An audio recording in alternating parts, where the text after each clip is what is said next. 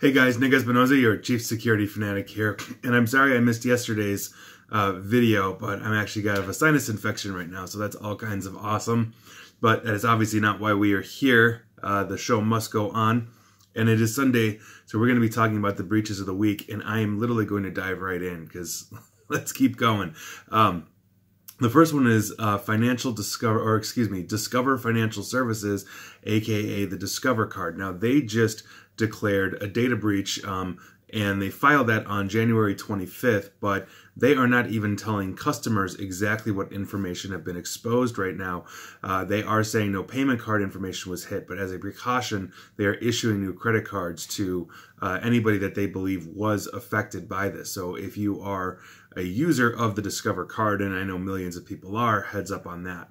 The next one is Airbus. Now, Airbus is a major airplane and aerospace manufacturer out of France, and they said, and I quote, some personal data was accessed, but mostly professional contact and IT identification details of some Airbus employees in Europe. So none of their critical intellectual property, at least according to what they're saying right now, has been hit, and it was only internal personnel. So we'll see where that goes, but Airbus got hit as well. And if you work for them, heads up. The next one is Houzz. Now, this is a app that I've heard quite a bit about in the last year, or a website. It's Houzz. It's like a home improvement website kind of thing. It was revealed that they suffered a data breach. Now, the company said in their FAQ on their website that the breach was in late December 2018, and that, and I quote, a file containing some of our user data was obtained by an unauthorized third party. That is pretty much all we know right now. But if you use Houzz or browse Houzz or however you pronounce it, you might want to, be aware of that. Next, we're going to be moving on to Singapore. Now, what's interesting here is an American leaked some of the personal records and medical statuses of more than 14,000 people in Singapore that have been diagnosed by HIV. Now, this is according to the health ministry in Singapore, and they are obviously looking into this situation. It's obviously very unfortunate and potentially damning for those 14,000 people. And so if anything else comes to light, I'll let you guys know.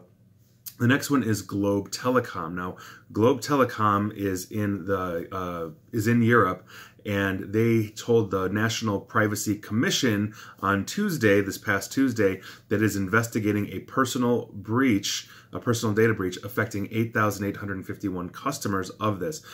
Globe Telecom said the incident, and I quote, was just a case of sending the data registration confirmation receipt to the wrong individual and was not sent en masse or as a group of data. So maybe their record-keeping system in some way, shape, or form screwed up and sent stuff otherwhere.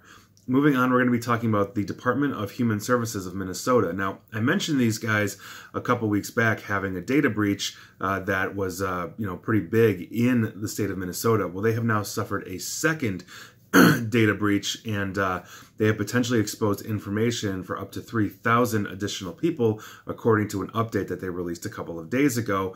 This is all due to a phishing scam via email.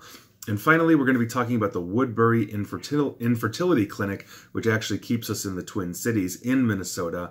They were the target of a malware attack in December that may have exposed information for its patients and its clients. So if you are in the Twin Cities and use Woodbury Infertility Clinic, your data might be out there, and heads up on that. And those are your data breaches of the week. If I missed anything, please let me know.